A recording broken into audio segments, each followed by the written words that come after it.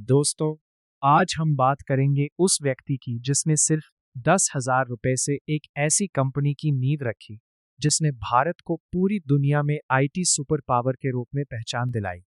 ये कहानी है इन्फोसिस के संस्थापक, भारत के महान उद्यमी और दूरदर्शी नेता नारायण मूर्ति की। ये सिर्फ एक बिजनेसमैन की कहानी नहीं है, बल्कि संघर्ष, ईमानदारी, धैर्य और बड़े सपने देखने की कहानी है। अध्याय 1, साधारण परिवार में जन्म। 20 अगस्त 1946 को कर्नाटक के मैसूर में नारायण मूर्ति का जन्म एक साधारण मध्यम वर्गीय परिवार में हुआ। उनके पिता एक स्कूल शिक्षक थे। परिवार आर्थिक रूप से बहुत समृद्ध नहीं था। घर में पैसे कम थे, लेकिन शिक्षा और अनुशासन को सबसे अधिक महत्व दिया जाता था। बचपन से ही नारायण मूर्ति पढ़ाई में बहुत तेज थे। उन्हें गणित और विज्ञान से विशेष लगाव था। वे घंटों किताबों में खोए रहते थे और नई चीजें सीखना पसंद करते थे। उन्हें बचपन से सिखाया गया था कि सफलता का कोई शॉर्टकट नहीं होता, केवल मेहनत ही इंसान को आगे ले जाती है। अध्याय 2, इंजीनियर बनने का सपना। नारायण मूर्ति का सपना था कि वे एक महान इंजीनियर बने। उन्होंने इंजीनियरिंग की पढ़ाई की और बाद में देश के प्रतिष्ठित संस्थानों में उच्च शिक्षा प्राप्त की। उनकी प्रतिभा इतनी शानदार थी कि वे जल्दी ही एक कुशल कंप्यूटर इंजीनियर के रूप में पहचाने जाने लगे। उस समय भारत में कंप्यूटर और सॉफ्टवेयर उद्योग लगभग न के बराबर था, लेकिन नारायण मूर्ति भविष्य देख रहे थे। उन्हें विश्वास था कि आने वाला समय तकनीक का होगा। अध्याय 3, विदेश यात्रा, जिसने सोच बदल दी। अपने करियर के शुरुआती दिनों में नारायण मूर्ति को यूरोप जाने का अवसर मिला। वहां उन्होंने देखा कि विकसित देश तकनीक और कंप्यूटर का उपयोग करके तेजी से आगे बढ़ रहे हैं। उन्होंने महसूस किया कि भारत में भी तकनीक के माध्यम से लाखों लोगों की जिंदगी बदली जा सकती है। लेकिन एक घटना ने उनकी सोच को पूरी तरह बदल दिया। कहा जाता है कि पूर्वी यूरोप की यात्रा के दौरान उन्हें एक बार बिना किसी गलती के कई घंटे हिरासत में रखा गया। उस अनुभव ने उन्हें जीवन का बड़ा सबक दिया। उन्होंने समझा कि गरीबी और बेरोजगारी से लड़ने का सबसे अच्छा तरीका है रोजगार पैदा करना।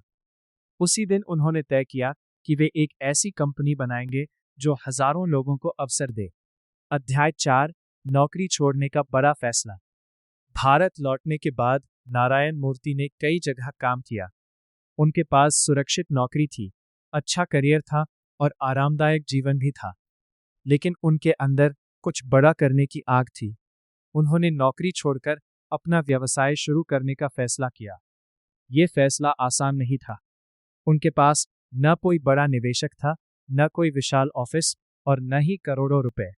उनके पास केवल एक सपना था, सिर्फ 10,000 रुपए से शुरुआत। 1981 में नारायण मूर्ति ने अपने 6 दोस्तों के साथ मिलकर एक कंपनी शुरू करने का निर्णय लिया।